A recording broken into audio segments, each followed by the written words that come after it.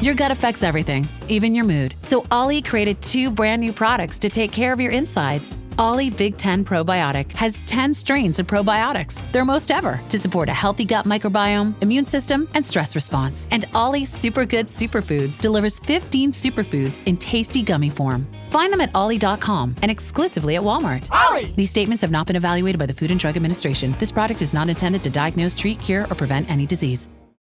No one has the balls to stand up like I'm doing right now. Stop the crap already. We're all Americans. We're all equal. I don't see black. I don't see Asian. I don't see anything but American. Welcome to One Tough Podcast. Thanks, everybody, for joining me again. And we got some interesting stuff to talk about. And we have some interesting true crime stories. Bo Dietl's true crime stories in the can. This Wolf of Wall Street we did. We got some really interesting ones coming up.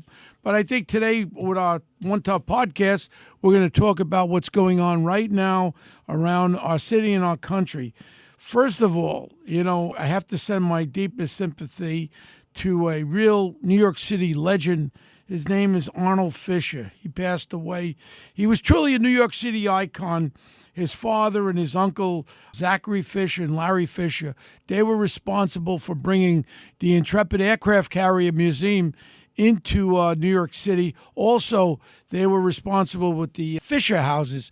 Now, these houses, I believe there's over 85 houses around the country where soldiers' families can stay when they're being, cared for.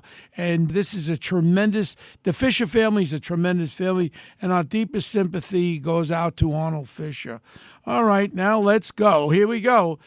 Empress Ming, Governor Snaggletooth Hochul. That's where we're going to call her from now on, because she's a snaggle puss, and she just continues to make me feel as though we have to, with all my heart, we have to get Lee Zeldin elected. I don't think anybody could deal with her any longer than when we could throw her out of office. All she does is lie. I was watching football, and now she's got her commercials. She's ripped off I think she's got about $34 million of pay-for-play funds in there. And now she's got these campaign TV ads that are blanketing everything. But she's lying. Governor Hochul Yokel, Empress Ming, you're a liar. When you say that there were 5 police officers killed on January 6th, that's an out-and-out damn lie. And you know what? You got to look in the mirror when you do your eyebrows, Snaggletooth, and you're a liar, okay? And if you don't like it, let me know. You're a damn liar. How you put this stuff on TV? You tell me. Name the 5 cops that were killed in Washington. Name them. You can't name him because it's a damn outright lie, and no one's calling you to task. All your little friends in the news media, you're supposed to be honorable journalists. Well, if you accept her lying without calling her on it, you know what? You're a fugazi too. All I know is we know about your no-bid deals. The great one, I almost fell off my chair. Digital gadgets. These are these fugazi companies that made so much money. I think it was about over $600 million with the COVID testing. And now everybody was making money on COVID. No one cared about the people being sick. It was how many masks could I sell? How many gloves could I sell? And in her case, she sucked on board this company called Digital Gadgets out of New Jersey. And what they were doing was they were charging 2.5 times the normal charge for these COVID testing. And it really pisses me off. You have a guy who is the head of that. Let me get his name out. And all of a sudden, his name was Charlie Teal. Teule. He was the guy who was in charge of digital gadgets. And all of a sudden, they gave something like $300,000. That's just the beginning, the tip of the iceberg. But some of their employees, some of their friends, this was pay for play directly, and this should have been no bid. But you know what they did? She's real smart. She uses this as an emergency situation. What that means is she takes out the criteria. Whenever you do a bid, a city bid, you put an RFP. She took it out, says it's emergency. She's raised over $34 million. That's why you see that Flash Gordon, Empress Ming eyebrow-looking Snaggletooth on every commercial she's walking around. She gets me sick. And $34 million she has now that she could run these campaign advertisements. This is really disgusting. And then my friend, he happens to be a friend of mine. He runs Vornado, very successful, and Steve Roth. And then all of a sudden, he gives the maximum. He gets his friends. All these real estate guys in New York are sucking up to Empress Ming. You know why? They want things done. In his case, my friend Steve, sorry to say, $1 billion in tax incentive. Yeah, and you give him money. Whatever you want to get done. It just reminds me of Big Bird Bill de Blasio. Remember him? He was the original pay-for-play. And then her predecessor, my friend there, Mario Cuomo's son there, Governor Cuomo, he was another one. Whatever you need done, give him some cash and it gets done. Nobody's calling him on these things. And it just really upsets me that this is our government. And on the other hand of things going on, we're talking about all this money going into $34 million into Empress Ming's campaign fund there. So now she's blanketing the airwaves with the lies and the lies against Lee Zeldin and all that. And you know what it's all about? I think people can be a little smarter. And as I say all the time, everyone in this state, everyone listening to me, please call your friends. Please call your relatives. This is not a Republican or Democratic campaign. This is a campaign with one word, fear. And I say it all the time. If you don't feel the fear that I do, I have my children and my grandchildren living in this city. And again, I tell Lee Zeldin, please, when you're campaigning, bring it out there. When they are out there and when they're robbing you, when they're beating you or they're assaulting you, they don't ask you if you're a Republican or a Democrat. You know what they do? They just rob you or they just beat you. So this is not a Republican or a Democratic campaign. This is a one-issue campaign as far as I'm concerned. It's fear and crime. And the only one that combat Snaggletooth, well, she couldn't make up her mind. She goes, I need to see statistics on bail reform. Damn you, people being arrested 100 times. Damn you, people being murdered by people that were arrested for murder and they're being released. Damn you.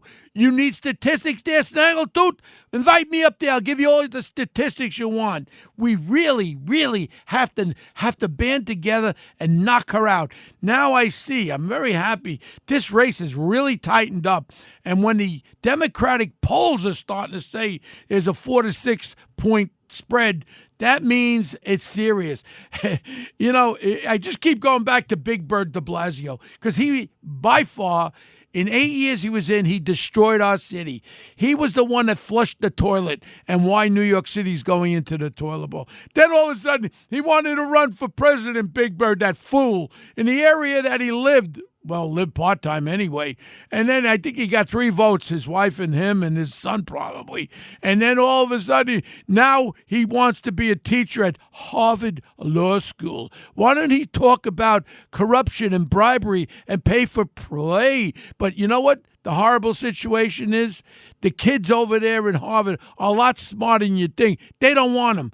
They don't want him, and they actually said what he did to New York City with his horrible leadership, how in the hell can we listen to this friggin' moron? So I think he's going to have a very limited appearance over there in Harvard, and I'm going to tell you something. This is exactly where we have to go. We have to get rid of these criminal element that go into the politics for one reason. One reason is to get rich. And you know what? There's a guy like Lee Zeldin who has served our country for the last 20 years. He's in the military. He has a great family. He's a great person. You know what he cares about? Integrity, honesty, and helping the people of New York State. So he is our real savior, and we all got to get on board. And then, you know what's happening? I look around this city. This episode is brought to you by LifeLock. Between two-factor authentication, strong passwords, and a VPN, you try to be in control of how your info is protected.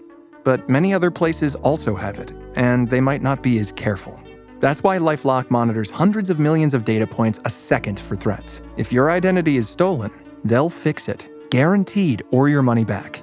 Save up to 40% your first year. Visit LifeLock.com/podcast for 40% off. Terms apply.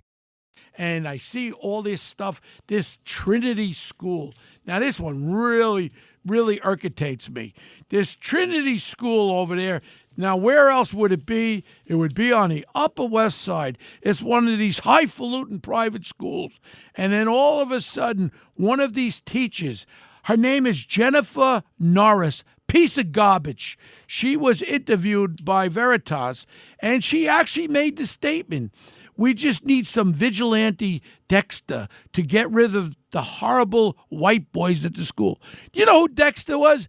Dexter was a TV series where this guy would go around killing people. So since Dexter, he is a serial killer, Trinity, the teacher, Jennifer Norris, said she's advocating murder. She wants these kids secretly murdered. And the Veritas, they recorded this creep.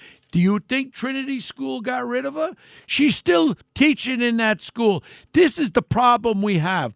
And even in the New York City school system, the problem we have is when you got teachers that are committing crimes, I don't care what kind of crime it is, when they're committing crimes, no one's there to stop them. And in reality, why wasn't she removed? And she's still teaching there now. Now Governor Hochul comes out with a new one. I love this one. She wants to bring the classroom sizes down to 20 students. That's a very, very good idea. But the only problem is where's the money going to come from? The only problem is you've got a lot of great teachers in this city, in this state, and the Department of Education should evaluate teachers on their performance, and the teachers that work hard to make sure our children are educated with the proper education, they should be rewarded with higher salaries. My whole thing in business, I've been running a business for 38 years. What you must do is you must reward your workers, the ones that work the hardest, the ones that are bringing things out. You're going to bring these classrooms down to 20 kids in a class. That's great. My teacher's is an elementary school teacher. She's got 32 students. But on top of it, now these teachers are going to be pushed upon to utilize their classrooms with a lot of these illegal children that are coming into the country illegally, the immigrants that only speak Spanish. And we're going to have problems with that again. Nobody is really dealing with the problems that this whole fall down of our southern borders is causing, besides the education, besides the medical facilities going to be revamped. It's just funny. I went over to my NYU the other day, and I went there for some medical treatment. All they cared about was my Medicare, and all they cared about is my secondary insurance. And then they tell me, hey, Bo, you got to get one of these shots. Shots, what the hell was it for? Not pneumonia, it was the other one. When you get the shingles. So I go to the doctor. That sounds fine. So he gives me a shingle shot. Now I got all the medical coverage in the world. They tell me, Bo, $587. We're not covering it. I said, whoa. What do you mean you're not covering it? I got all this insurance. I pay separately insurance. I got Medicare. Well, we're not approving that now. But if you are an illegal immigrant here and you got your shingle shot, it'll be covered by us, by the United States government. Something's wrong when we have this influx of all these people coming into our country. Some of them are very good people, hardworking people, families. They want a better life. I do understand it. But there is a right way of doing it. But some of them are coming in and they're part of a criminal element. And some of them are coming in, bringing this fentanyl in through our southern border. And Americans are dying by the dozens every day with this fentanyl. Last year we had almost 100,000 overdoses across this country. But we have to realize what is causing it. And certainly one of the big causes is the breakdown in our southern border. And I talk about it all the time. Now we're going to jump to something else. I hate to jump around, but that's what I do on my podcast. Now we have this judge that she was totally a hatred judge, saying slurs at gays, Hispanic women, and her name was surrogate court judge. She was booted off the bench, but she wants to come back. Her name is Judge Harriet Thompson. And in her statements, she hates these white men. She says she hates gays, and he calls them all different names, and she just slews these racist slurs around. Then she was removed, and now she's saying that this was racist against her because she happens to be black. And here we go again. But if it was a white judge that was saying these things, they would have been thrown out, and they would have thrown the key away, and there wouldn't be anything coming more at all coming. And now we're just at a point right now where political correctness has gone so far, but then on the other side of the coin, we cannot establish people and accepting people using racial slurs against other people. This is America. We're free, but we shouldn't offend people. So what I say to her is, I can't say bye-bye dickhead because she doesn't have a dick, but bye-bye, Mrs. Supreme Court Judge. And you know what? You shouldn't come back. Go get a job somewhere else. Now, let's just look at something important over here. We got all these contributions coming in. I just keep going back to the contributions going into Hochul. And now we're talking about I think it's up to about $37 million of contribution. And if you dissect each one of them, yes, so many. I believe there's something like 30% of her contributions are direct pay for plays. Now, do we want to elect? Because this to me is my most important talking point of my podcast. We have to band together and we have to show America we're not going to stand back and elect a governor who is so corrupt. We're not going to stand back and elect a governor who doesn't have the right feelings of supporting people, supporting all people who are in fear every day of their lives. We're not going to elect a government that cannot make a determination to reconvene this whole bail reform fiasco. If she doesn't have enough brain power to bring it back into the assembly and to the state senator, I'm saying right now she shouldn't be elected. She actually stated she can't revamp and can't look at it until she does more studies. Well, I tell you what, Mrs. Governor, Mrs. Ming, Empress Ming, why don't you ask the families of the dead children that were killed in New York City about revamping this crime bill? You're a fool. You're a true fool, Governor Empress Ming Hochul Yokel. You're a fool, and I'm going to tell you something. Till Election Day, I will be beating you against the wall because we have to let every New Yorker, New York State, New York City, every person in this city and state realize that we have to stop this right now. And the first part of stopping this is by getting Lee Zeldin elected. And in reality, I would like to invite her, and I would like my producer to invite Kathy Lee, whatever her name is there, Kathy Hochul, Kathy Ming. I'd like to invite her on my podcast. You think she'd come on my podcast? I don't think so, but I'd like them to invite her to do my podcast, and we'll spill it all out. I'll make my allegations. We'll give her adequate time to answer any of my allegations. My first question will be Ms. Governor Ming, can you please tell me the name of the 5 police officers that were killed on January 6th? You know, she'll go, Snaggletooth was answer like this. Well, I'll get back to you on that question because she has no damn answer. She's a damn out-and-out liar. So that's what we've been talking about now. We got the Trinity School. We got this judge that's been thrown out. And the most important one, I think, is this governor race, Hochul. And it's all about pay for play. It's all about if you want to get something done in the state now, we used to have de Blasio. Now you go to Hochul, give them money, and you can get anything done. Again, I want to thank all my listeners. This is really great that WABC lets me say what I feel and I think say the truth and what my listeners want to listen to. And I'll be here every week as long as I can talk and as long as they allow me on here. And again, I tell my listeners, if you have any problems, you know I'm in business. I take care of trouble. I'm not the real Dexter. I don't kill anybody, but I'm the real guy that can help you out in any kind of situation, corporate, security-wise, family. You can look me up at www.investigations.com. That's Bo Dietl Associates. Please call me up. I can help you with anything, and stay tuned to One Tough Podcast, and we'll be back next week. I want to thank everybody again. Till next week. Thank you.